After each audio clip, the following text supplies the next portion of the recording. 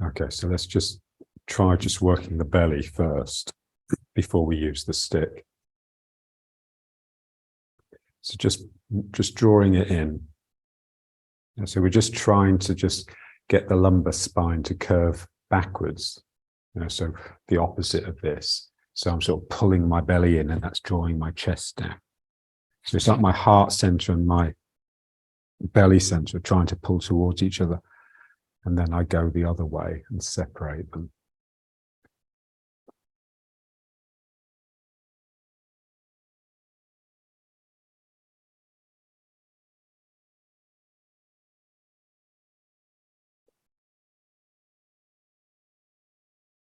So just really trying to get flexibility into the lower back.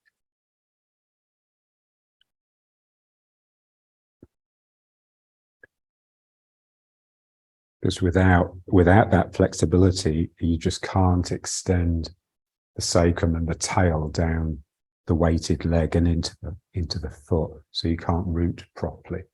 You can't get into the ground. You have to settle on top of it. So just drawing it in. So really feel it. It's all the way from the pubic bone, sort of up to the navel. And then out again.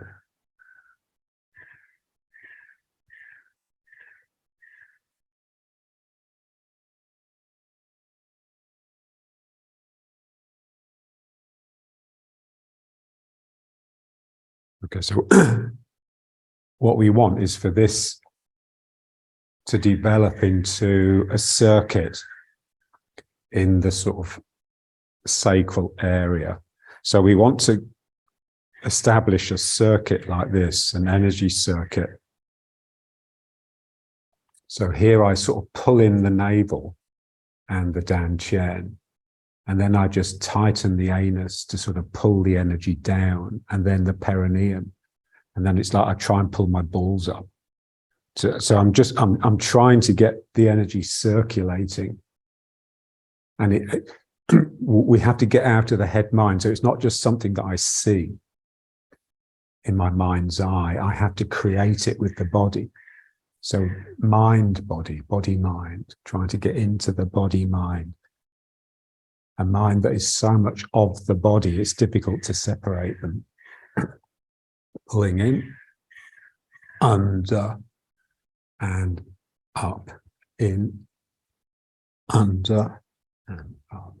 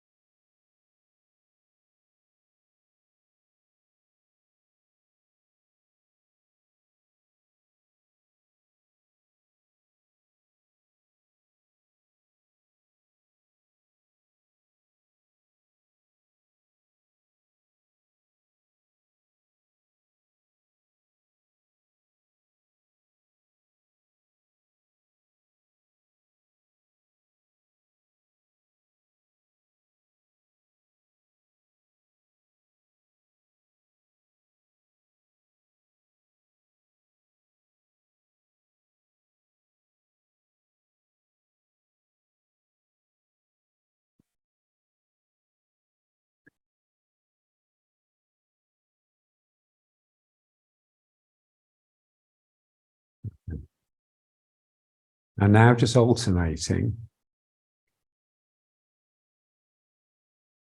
But it's what we'd like is the same sort of thing. So as I tighten this side, it sort of turns me this way because this is contracting here. But again, I get a circuit. So it's like I'm making a circuit around my thigh here. And it's just one half of the figure of 8, and then this side. So it's not just in and out, it's sort of around the circuit. So pulling in, and then it slips under the leg, it comes up here and back in, and then here down under the leg.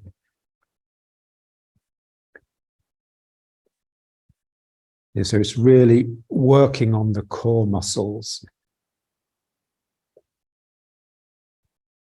in a way that it sort of wouldn't if we were standing, because we'd have free movement in the sacrum. And so a lot of the movements would be sort of gross rather than fine. So we're trying to get the movement as deeply in to the belly as possible.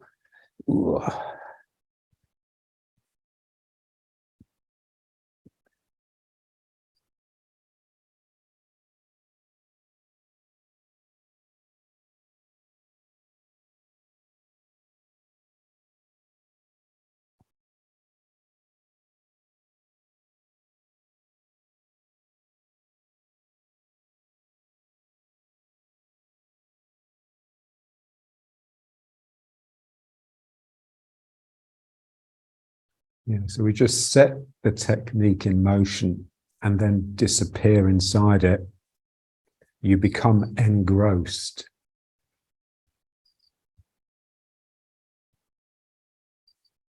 So you disappear into the large. So engross, it just means in the large, really. So you're subsumed by the bigger picture. So it's the opposite of the ego coming up. When the ego comes up, the self comes out of the bigger picture and belittles what it surveys. Yeah.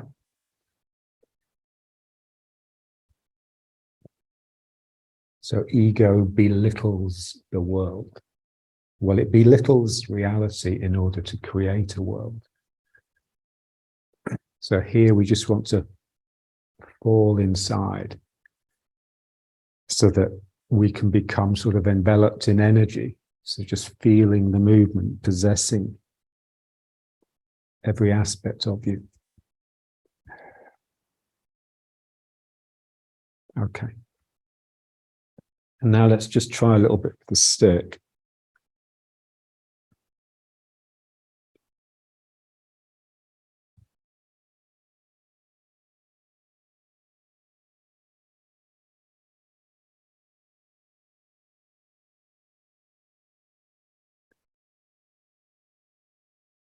So again, just feeling, quietening the mind. So what the mind does, the thinking mind, the head mind, the ego, it disconnects. So when you quieten it down, you connect to the things that you touch, but also you connect time together. And so there's a smooth flow of time. And so here we just want to feel that. So as I turn, it's always difficult. I'm pushing against some sort of resistance that is connecting all the minute moments one to the next. The mind will always try and fragment that so that it's got space to think.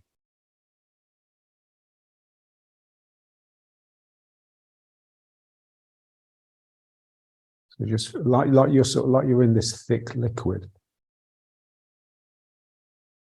So there's a viscosity to your passage through time.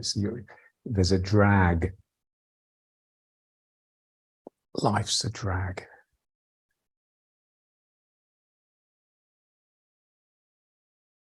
And just feel the musculature that's involved. It's all those sort of muscles in the belly.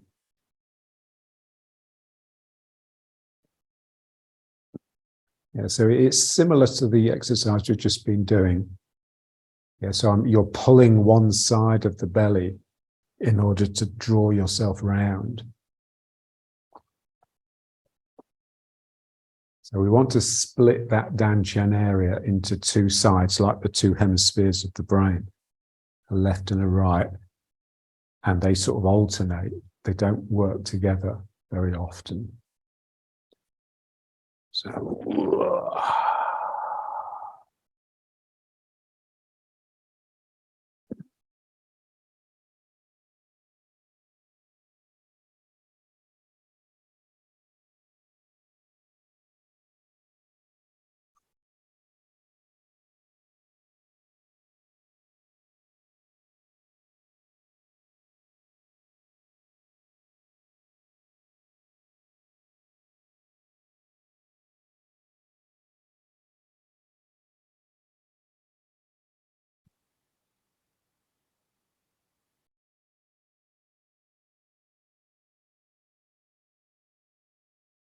And then just this way.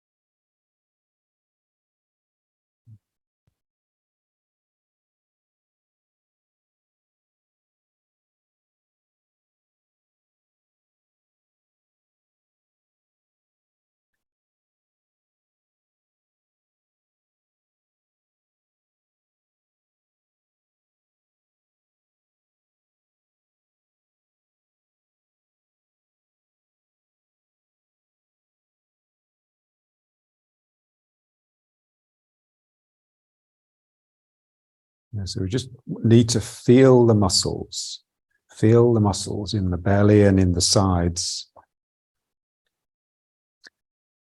And then feel the part of you that activates that. And that's the spirit or the heart. Yeah, so here's something in me. I have to really work. I have to really mean it. So we're just trying to make it difficult so that we're forced to activate the heart.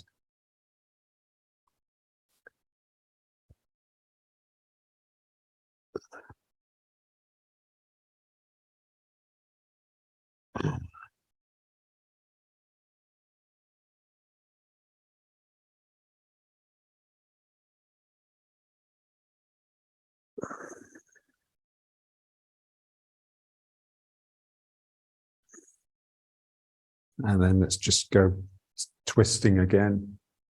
And now you'll just be able to get around a bit further. So we want to tighten up our act. Yeah, so basically reduce all the slack, all the sort of flabby laziness. But we also want to extend our range. So these are two things that, especially important as we get older, we tend to get flabby and loose and useless, and the range reduces. So here, just twisting as far around as you can go, keeping it really tight at that limit, otherwise you'll pull something and hurt yourself. Ooh.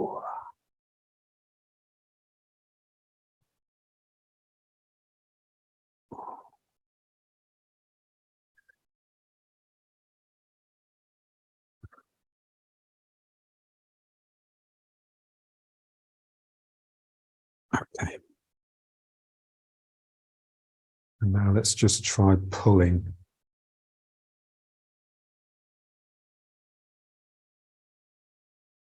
So just holding the stick, not too tight, and just you're trying to stretch it out. You're trying to do that.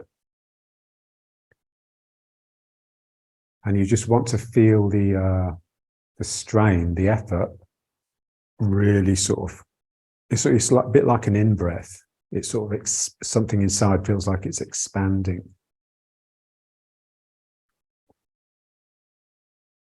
And then just feel that natural point where it wants to return. So at some point, I start pushing the hands together.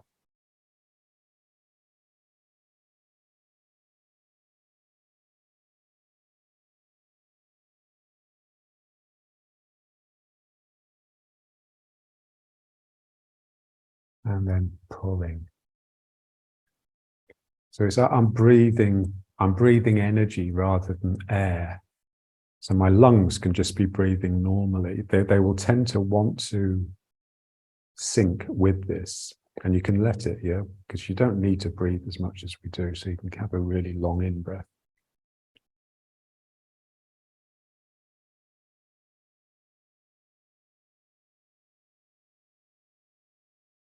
And then,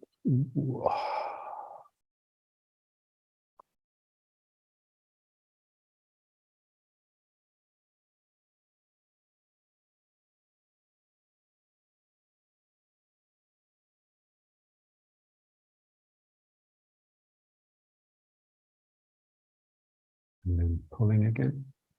One more.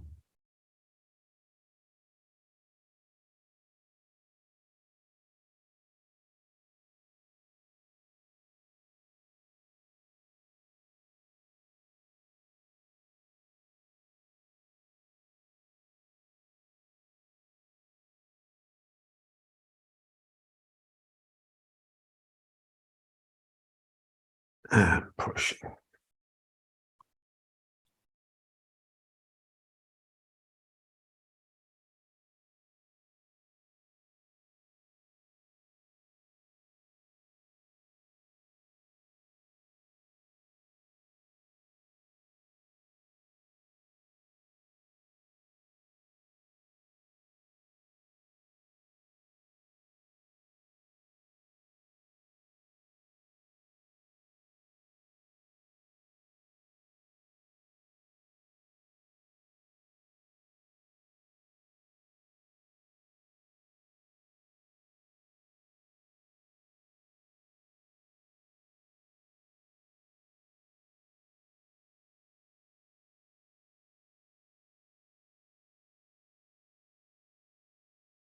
Okay, and now let's just try some just over the top. Yes, if you do this every day, then everything really does open up, and this becomes really easy, too easy. So you have to start producing your own difficulty.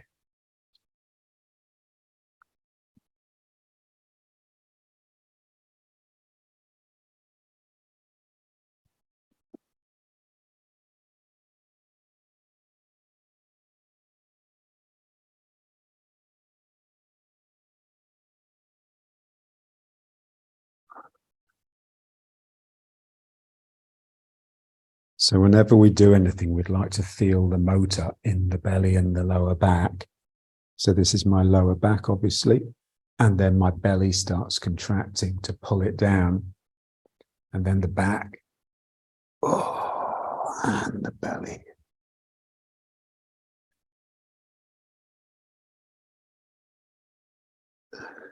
So the motor is in the belly, in the lower abdomen, but the instigator is the heart, the part that would really have to activate if you had to do a task that was incredibly difficult.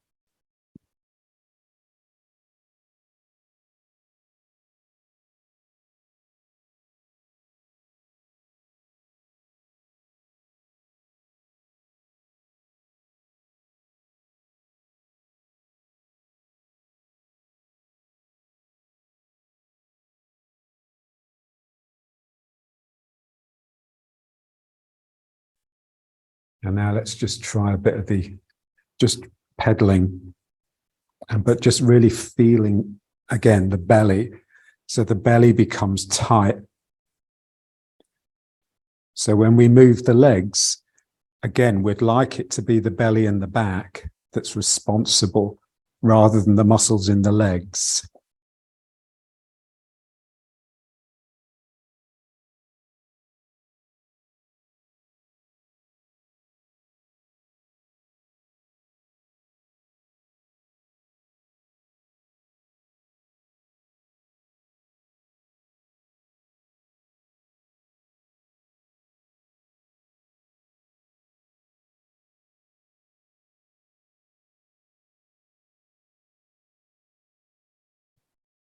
Yeah, so we'd like to be able to stand as though we're sitting. So stand without too much curvature coming into the lower back, so that my spine has a sense of verticality, straightness rather than verticality.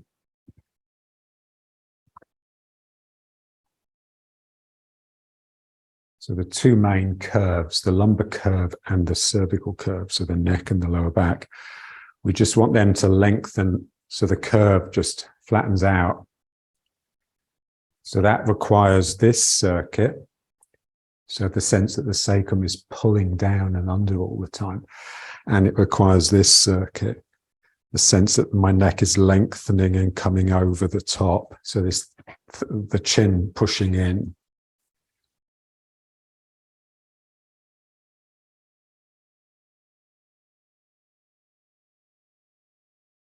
Okay, so let's just try. Again, just getting this circuit going.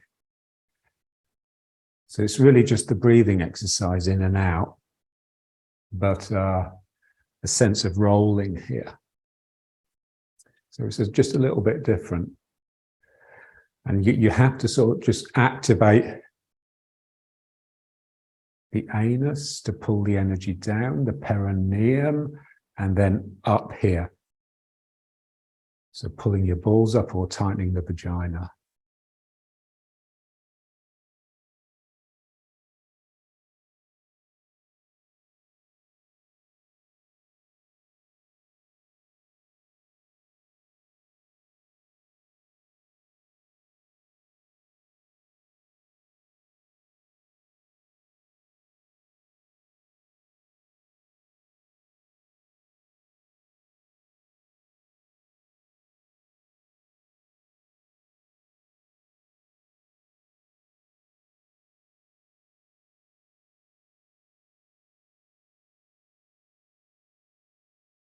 And then you can sort of split it. So even though we're still doing both hands together, there's a sense that one side of my tail is coming down here and the other side is coming down the other leg. So it's sort of splitting down the legs.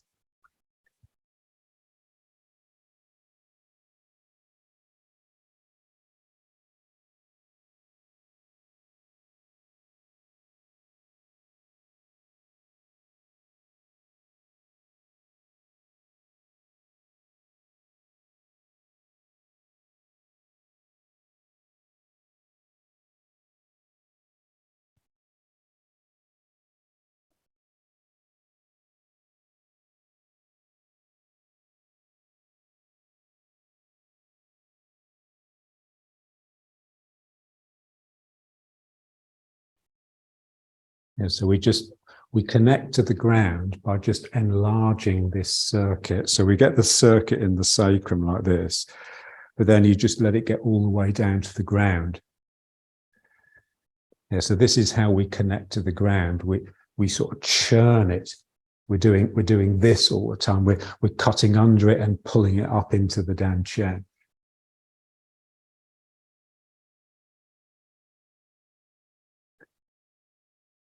And it's difficult because it just does require that real flexibility in the lower back.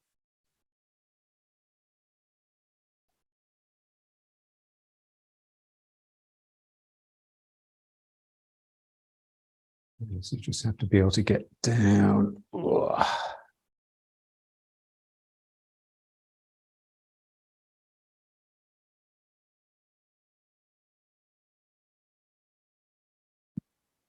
And now let's just alternate. Now alternating it proper.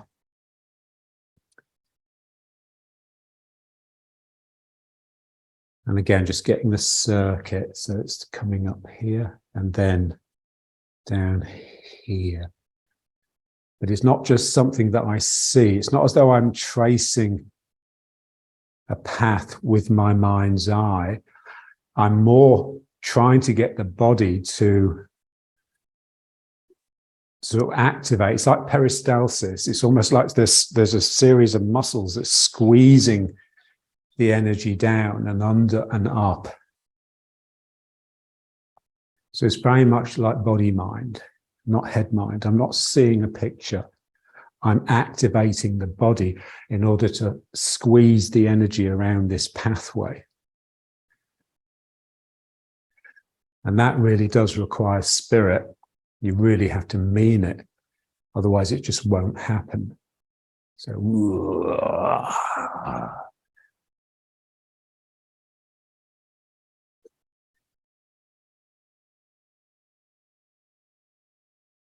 it's interesting, John told me that, Dr. Chi, when he met Chen Manqing, apparently Chen Manqing pushed him everywhere and called him a donkey, which he wasn't pleased with. So he realized Chen Manqing was the best. So he bought the house next door to him and moved in. And they became friends. And Dr. Chi was the guardian of Chen Manqing's children when Chen Manqing went to New York. But they used to work out each morning doing the form. I don't think they did pushing hands. So they'd do the form together. And apparently Dr. Chi he said to John, thighs parallel to the ground. So sunk. And he said by the time they got to the first crossing hands of the short form, they were both screaming in agony because it was just killing the legs. And John told me that story. He said, that's how hard you have to work. If you want to get into energy, you need a body that is the lower body that is just really strong. And he also said that, you know, Dr. Chi told him that both him and Chen Manqing, they had their own sounds. So they had particular sounds that they would vocalize as they were doing postures. So a bit like Bruce Lee, you know, with all those high-pitched squeals that he had. So it's just the whole of you. The whole of you is involved in this thing. There's no part of you that's in reserve, that's watching. You're completely subsumed in the bigger picture. You're engrossed.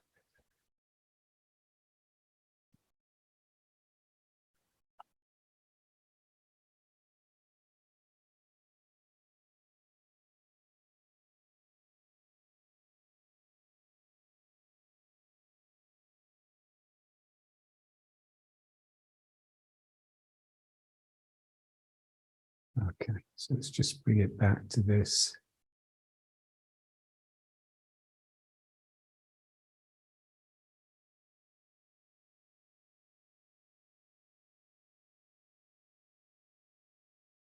So the drawing in is the yielding phase, and this is the attacking phase. So keep to a yielding mind. And I think what that means really is that the yielding mind is there all the time. You don't yield and then attack. The attack comes out like an explosion that comes out of this yielding mind. It's like throwing missiles off this whirling spiral. So the yielding mind is the continuity, really, the continuity that's just always present.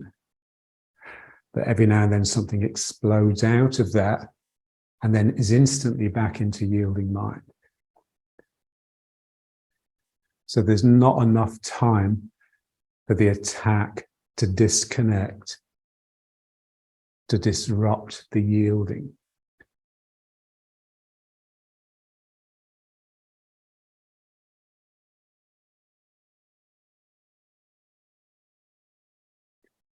And the ego basically hates the yielding phase because it's a show off. The ego is like saying, oh, look at me, I'm special.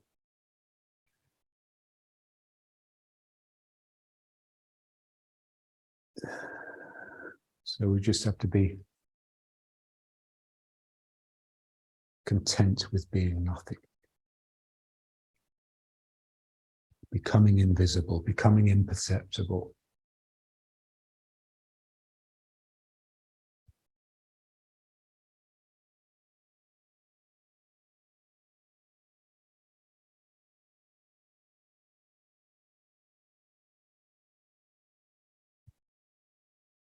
Okay. Now let's just riding horse.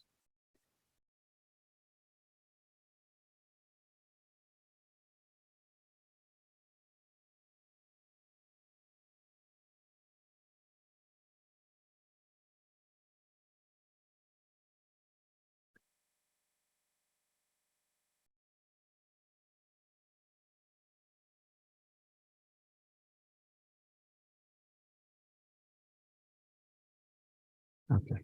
And now let's just try a little bit of this one, just reaching down. And as though you're lifting something and bringing it up into the belly. So down. Feel the sacral area stretching out as you go down.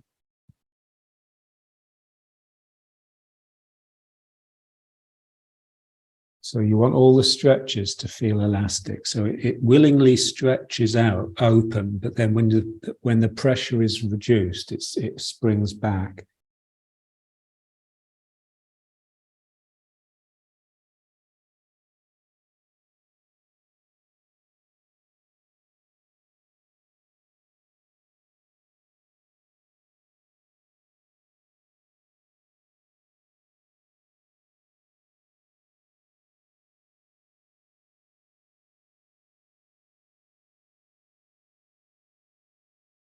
Yeah, so when we come up, we want that again to start from the back. So activate the back so the head comes up and then your legs straighten.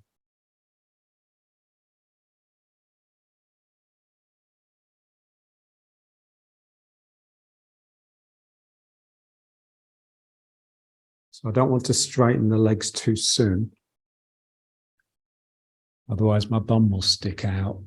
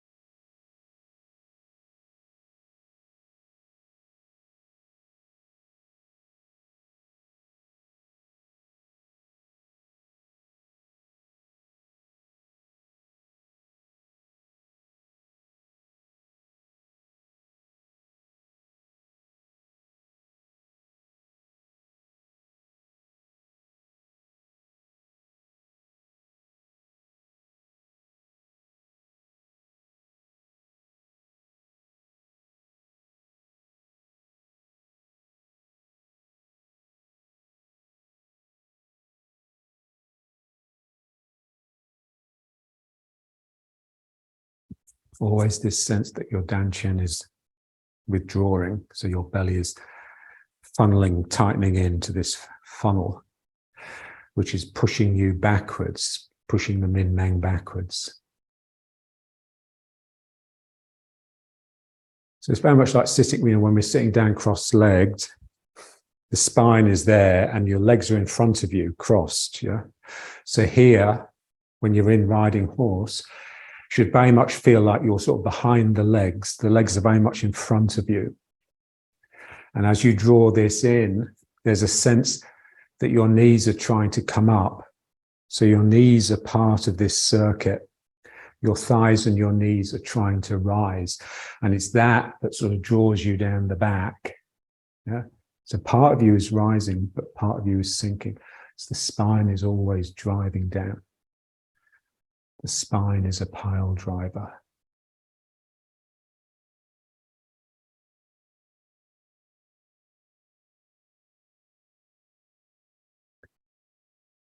Yeah, so when you draw this in, it's like all. So when the lower back has its normal lordosis, basically what that does is just throw energy up into the head, and the ego needs that. So when we're drawing in here, there's a sense that that energy just goes down instead of up. So it's the energy that I use to connect to the ground, to connect to the earth, to connect to nature. It's a connected energy. So what was an energy that causes us to disconnect, the ego, we put to better use. So we just let it drop and connect to the earth, to the ground. So this is the theory.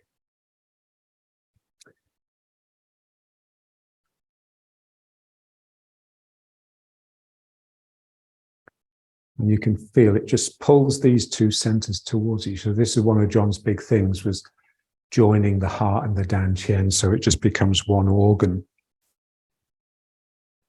And so there's like a strip of elastic between the heart center and the dantian, and it's always tightening.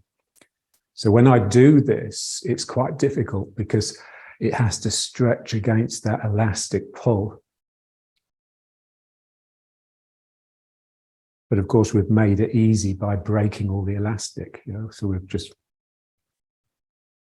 snapped everything.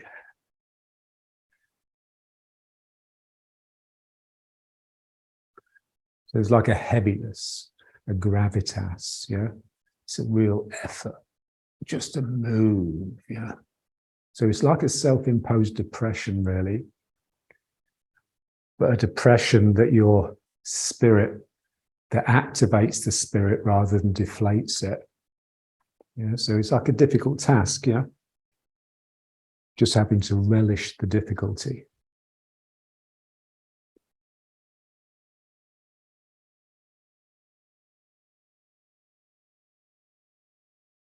Okay, now let's just try a little bit of just turning. So just turning into bow and arrow, basically.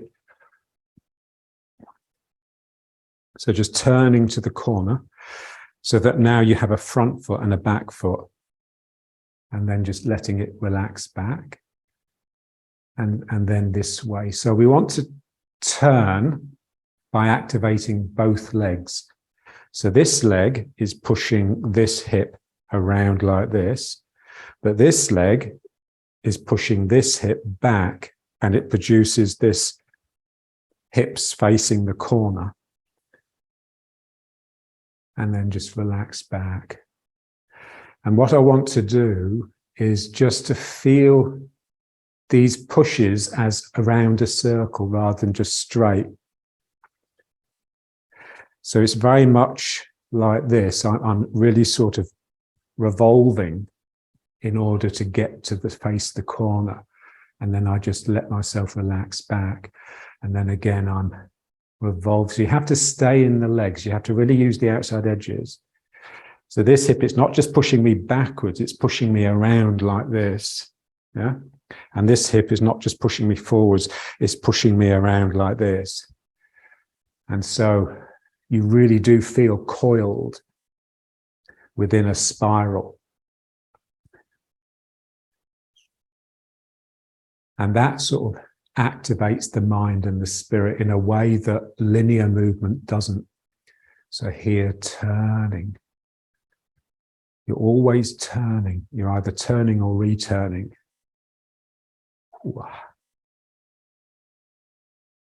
And then I reach equilibrium. I don't want to lock it and freeze out the energy. I keep it, whoa, it's really vibrating and shaking. Ugh.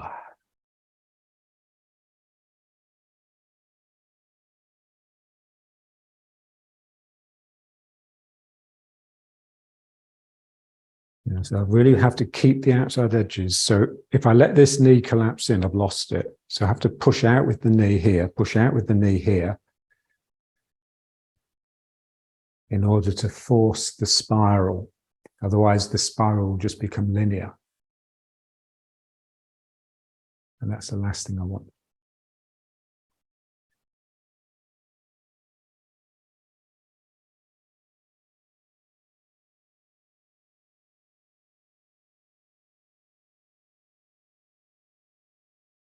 Yeah, so this is especially important in the form. Yeah, because when we do the form, yeah, so what we tend to do is just barge forwards in order to get into the front foot. But what we would like is like a real sense of, I'm turning, this leg is pushing this hip, but this leg is pushing this hip, and it's producing this turn that could keep on going. Yeah, I don't just fall into the front foot and then I'm there. Yeah, so it's all through the form. It's just really using the front foot to keep yourself back.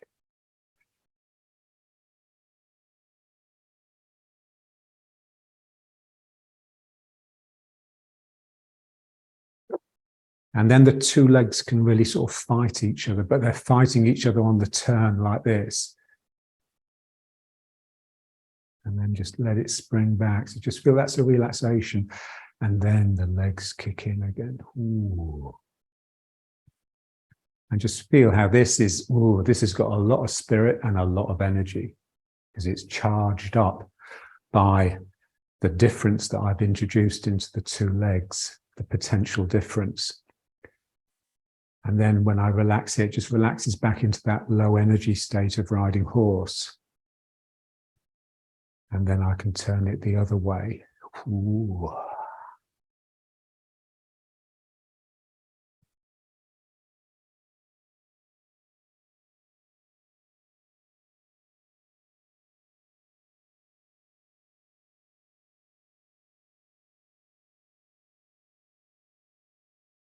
And then back to the front. Okay.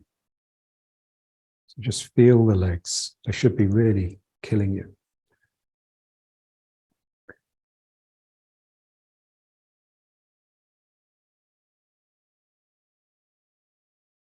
I used to say, if the legs are not hurting, it's because you're not sinking enough.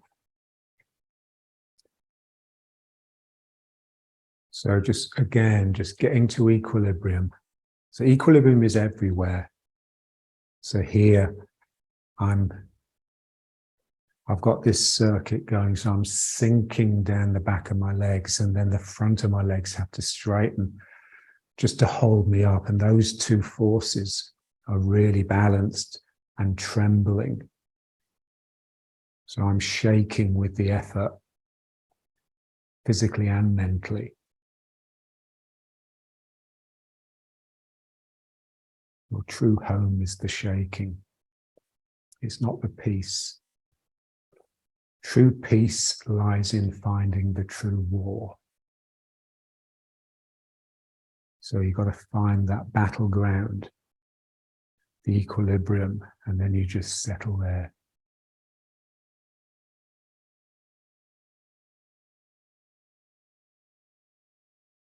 Okay.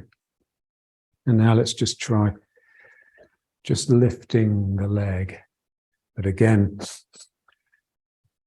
you know, we have to get away from settling on top of the leg and then moving. Yeah. So the key to that is just basically just getting rid of the curve in the lower back, so that when I go into the leg, there's a sense that I'm cutting down the back of the leg and under the foot. So I'm going down like this, and that's bringing up the other leg because the circuit just continues. Yeah. And so I go down, I'm hooking down the back of the leg and under the foot, and that brings up this leg. Yeah, so every time you pick the foot up in the form, this is how you need to do it. And you see the spine is just like a simple, it's just the back of a circle really. So here, ooh.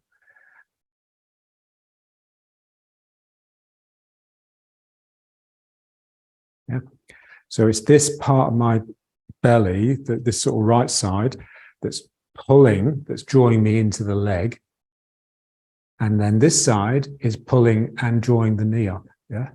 So it's all belly, flattening out the back by activating the belly. So pulling and pulling.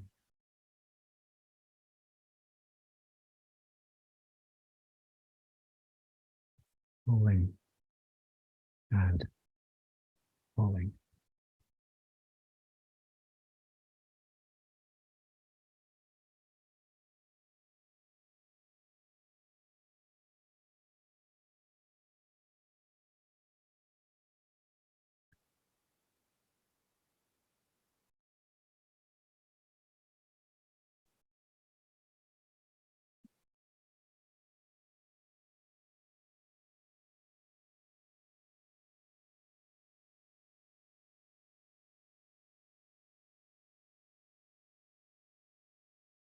Yeah. So I'm pulling the belly, I'm tightening the anus, I'm pulling the perineum, And then I'm just lifting the pubic bone a bit to create that circuit. And then the other foot will just naturally come off the ground. Ooh.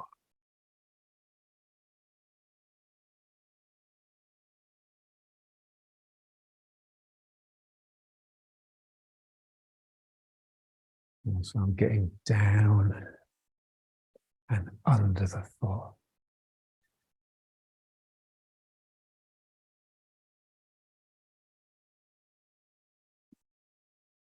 Now.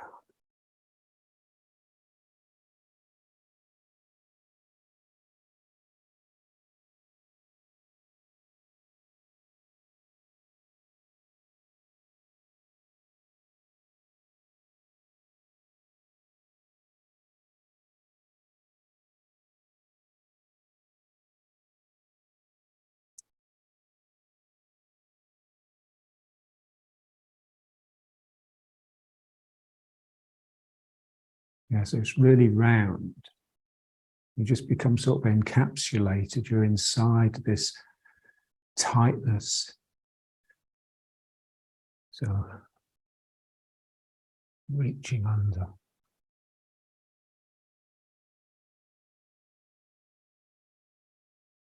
And in a sense, you know, you sort of have to stick your bum out in a way. It's the same when you go down into a squat. Unless you're going to come onto your toes and off the heels, you can't keep the spine vertical. So if you want to get really deep, there's a sense that this has to go back a little bit, but we don't want it to break here. So it goes back, but it goes back by just curving out. So it's still connecting here underneath the ground. I haven't done this and stuck my bum out. I've just introduced a bit of real pressure in order to squeeze my lower back backwards, but keeping it hooking under here. So it's all belly. My belly really has to tighten. Okay, so let's just bring it back.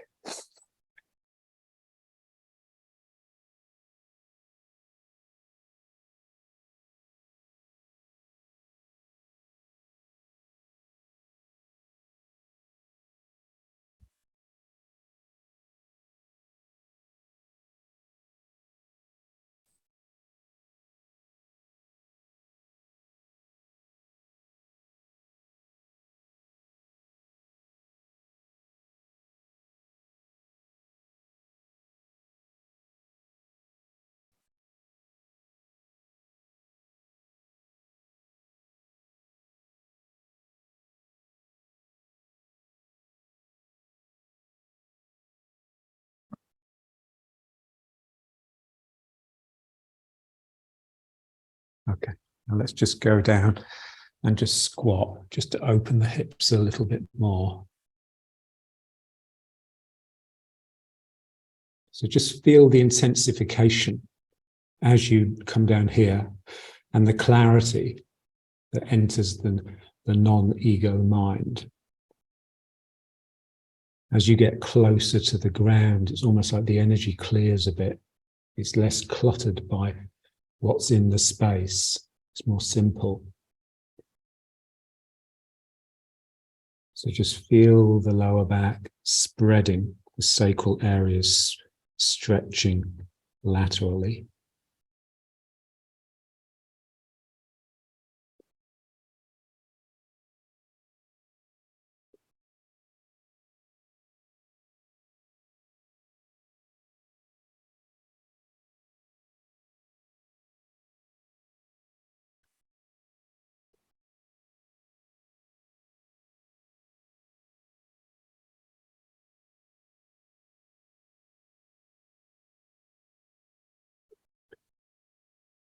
So again, you can use the breathing, just getting under the foot and then under the foot. And again, just using those muscles in the lower body, in the lower torso, the abdomen.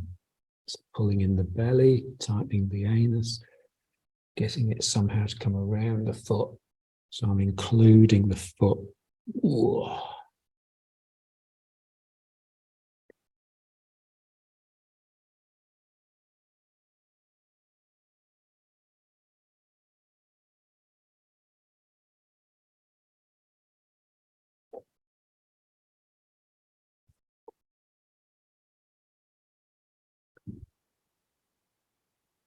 So all the time introducing resistance. When I work with my students, the thing that bugs me, the thing that's obviously wrong, is that basically their minds are noisy. So everything is too easy. They make things easy. So what we want to do is just make it as difficult as possible, so that we really have to activate the spirit and the heart to make it happen. I can't use the ego. The ego is really slow and stupid and disconnected, so it just gets no help. It's saying, oh, I can do it on me. It's like little kids, you sort of try to take their hand when you cross the road. I'll do it on myself, yeah. Levad, the word is in Hebrew, alone. I can do it by myself. Yeah, make a mess.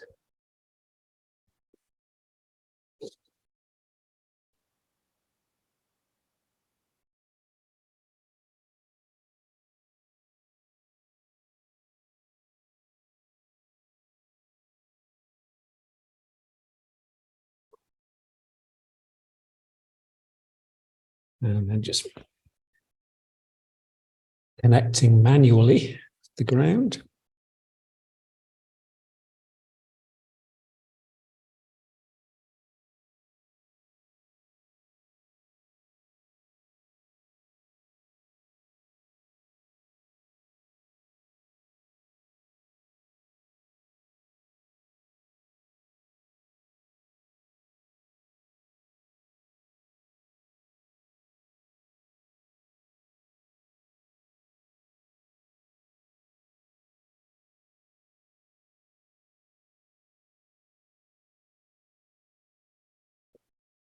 So coming off the heels, so the front of the foot, the toes and the ball of the foot is spirit.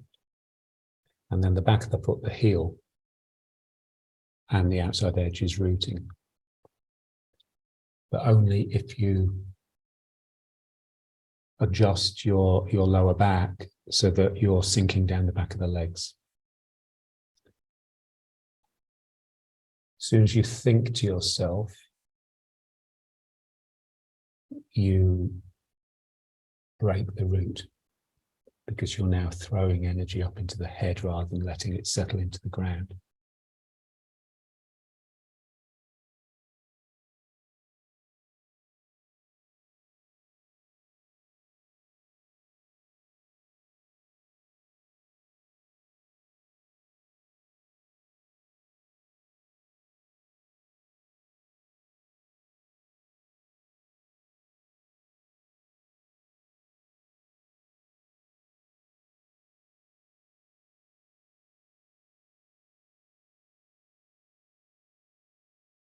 Okay, so let's come up.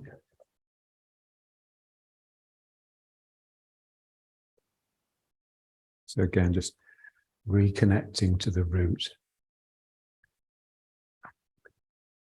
Yeah, so the root is this circuit, if you like.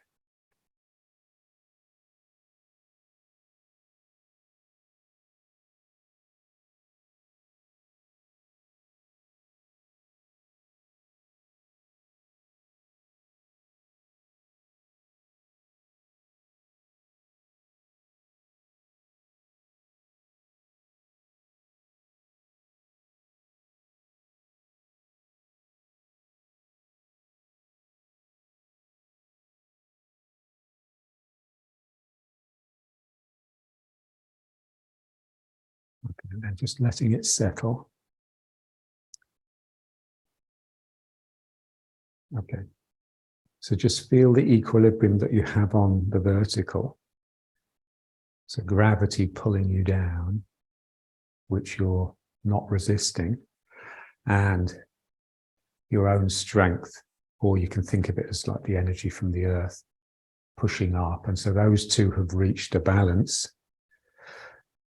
which is trembling. but now also feel the equilibrium between the left and the right. So what we tend to do when we stand in a symmetrical posture, we lock the two sides of the body together. So what we'd like is for them to be really sort of loose. So they're sort of separate, they're capable of basically just doing this. So that's there.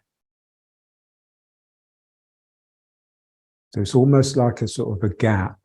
There's like a rift down the middle. There's two sides of your body sort of just drift apart very slightly. And then they're sort of just a little bit independent. They're connected. So when one does something, the other one feels it.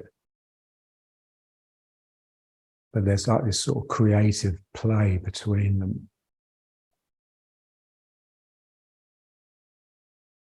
All the time, just keeping this relaxing down.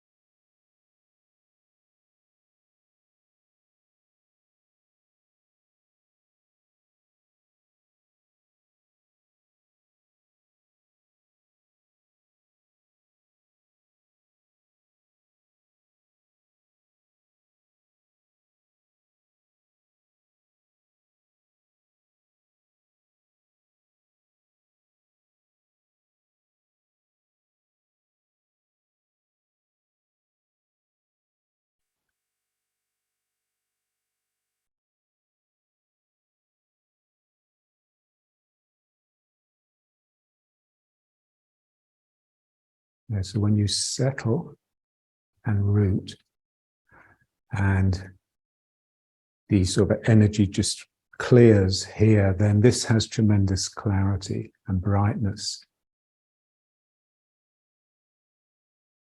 Almost like you're sort of almost like shining a searchlight on the room.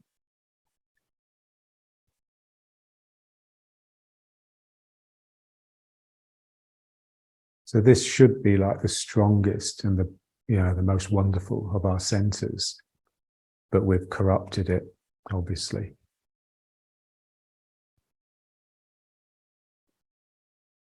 So it's become dirty.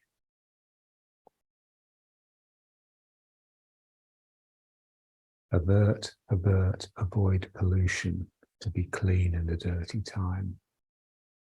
So that's the imperative, really, to be clean in the dirty time, to somehow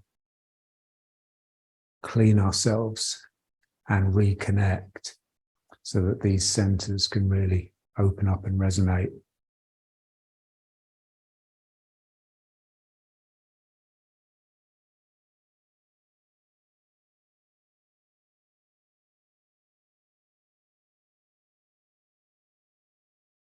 Okay, let's just try maybe the beginning of the form, yeah? Just to feel that sort of the sinking that's required, yeah?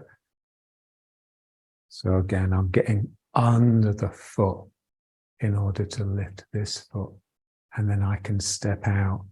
And then again, I'm doing this, I'm clenching the ground and pulling myself under to come into this foot, and then this foot can roll in. Yeah, so all the time I'm sinking. And so here I'm getting under this foot. This hand comes up, and then under this foot. Whoa. Step. And then here, just feeling this turn. Yeah, so I should be able to turn further. Yeah. So this is just an arbitrary place to stop facing front. It's not like I just fall into the front foot and I slot there. I can keep it turning, because really that's what we want the next part of the posture to start from. It's like I have to sink into the spring a little further. So I turn here, and then this scoops under here. And then I step here. And again, I don't want to just push into the front foot. I'm rolling myself around this circle. And then I just continue it for the next posture.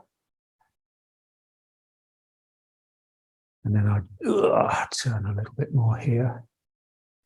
And then really feeling the tail coming under that front foot. This is difficult. And then back foot, I'm going underneath it. And then front foot, I'm getting underneath it. And then back foot again.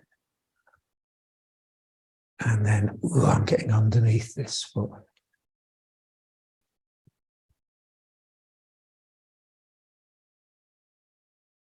And again, underneath the front foot. See, the temptation to do this is so strong. But you just got to feel like you're much more interested in what's happening from here down rather than from here up. It doesn't really matter what happens from here up. It's all in the sinking. So let's try the other side. So, I'm getting under. So that has to, I start the movement by contracting the belly. Yeah. So I contract, especially this side, to pull myself down the back of the leg and underneath. And then this leg naturally just pops up. And then I step out. And then I contract here, and that pulls me underneath this leg. And then I just contract to pull this round. And then here, just let yourself sink. So there's no end to the sinking. So I'm getting underneath here. And underneath here. So when this arm is coming up, it's difficult to keep this, yeah? So just make the upper body movements quite small. Don't let the arms rise too much. And then when you step out here, keep the toes pointing in.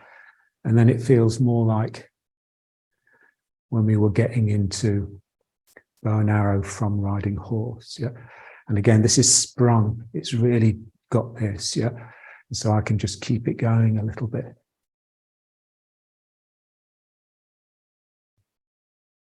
So I'm underneath here.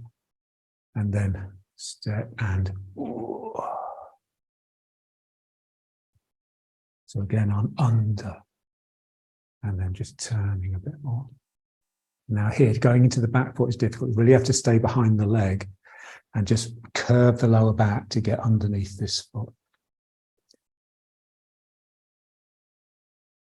And again, going into the back foot is difficult because it naturally brings you up. And then also I'm really curved. It's from that dong, that clip that Roberto sent me, for which I'm forever grateful for, because it's changed everything. So it's underneath.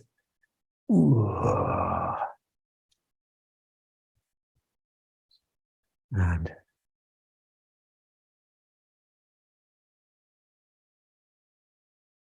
pulling under here.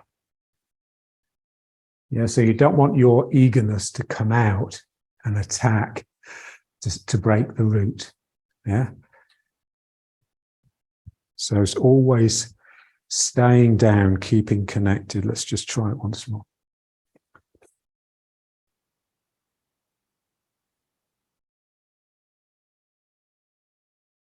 So it's just very, very active.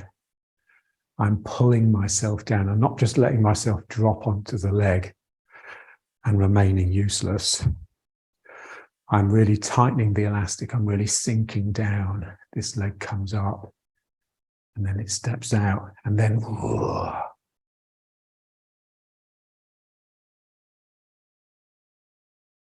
and this is driving me. The more I bring my arms up, the more I'm pushed down the back. Yeah.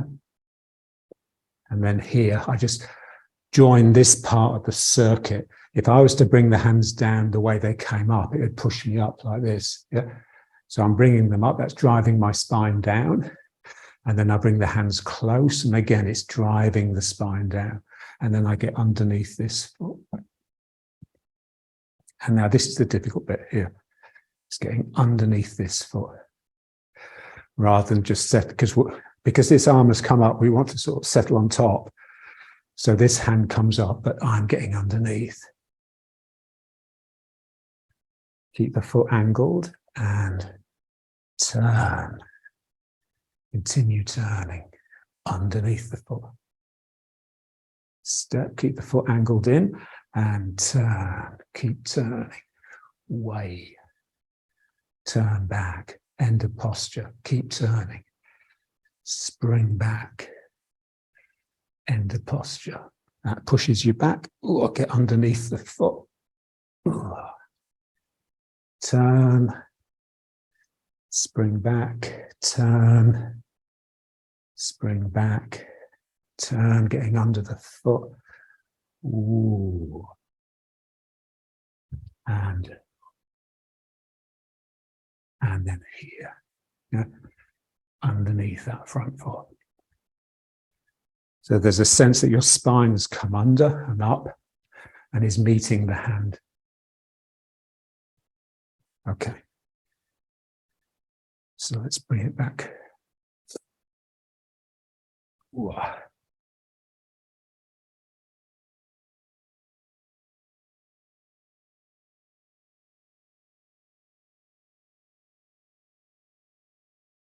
Yeah, so John used to say that, you know, the problem with any sort of, especially sort of spiritually type of work, is that when you practice self, you practice you. So what we want is that when we practice, we become a different creature. We become of spirit, of energy, of heart. And that's just a natural intensification. So it's the intensity that ruptures the depression and brings you into reality. So without the depression, there wouldn't be the stimulus. Yeah. So you need something to fight against.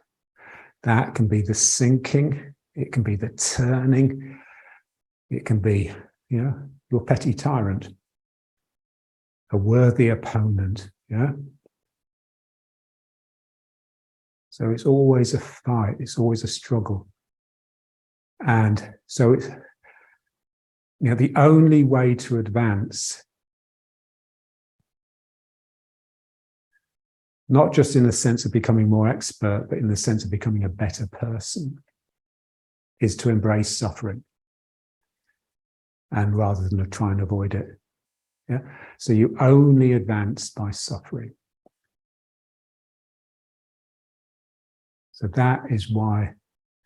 And so it's up to you. You know, there's that saying, isn't it? One of the Roman Stoics, pain is inevitable, but suffering is optional.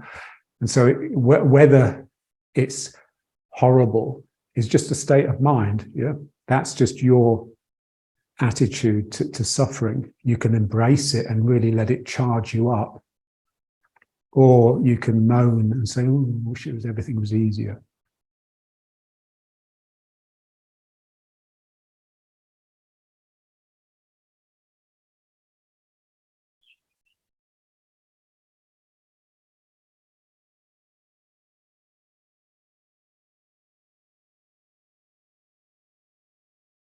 Okay, so let's just bring it up to, and then here, just keeping this.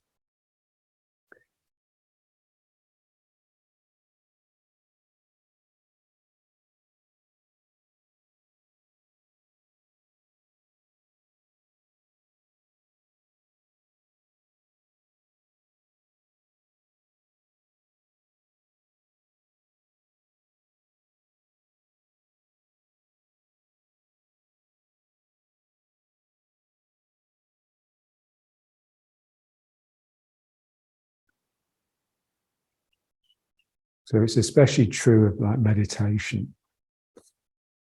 So the problem with meditation is it tends to you tend to drift into the wrong sort of inactivity. Yeah. You think you've quietened down inside, but this is still going on. Yeah. So if it's the right sort of stillness, then you'll be incredibly active and incredibly responsive. You'll be able to just leap up into action.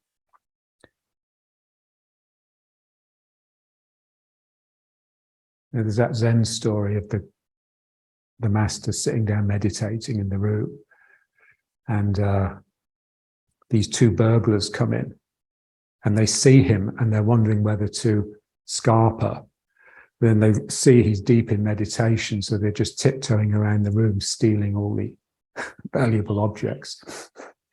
And still, he's aware of them, but he just thinks, oh, I'm so peaceful, I'll just stay here. And then one of them, he just gets irritated, so he just takes out his machete and swipes his head off. That's the end of the story. So he had the wrong sort of relaxation, the wrong sort of quietness. He was settling into this blissful state rather than residing in the tremble. Yeah?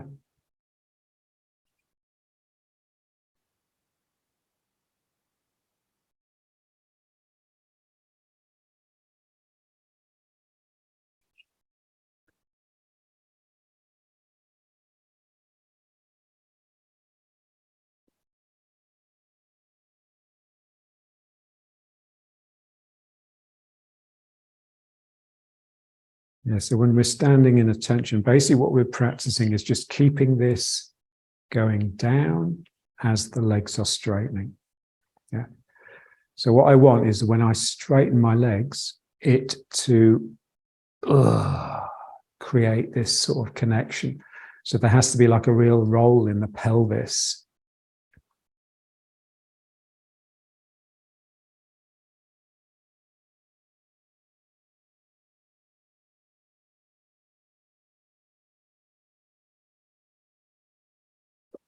So there's a sense that the three centers, 1, 2, 3, they're all withdrawing into the spine and dropping down.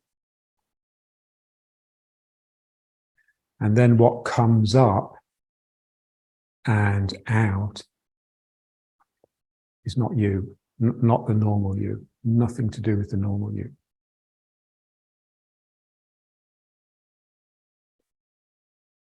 So we just want to sort of just find some part of us that hasn't been requisitioned and colonized by the ego.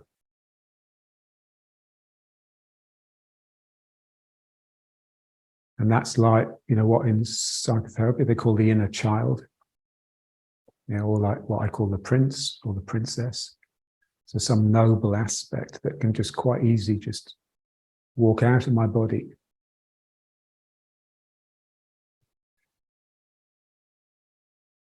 And it just, it gleams.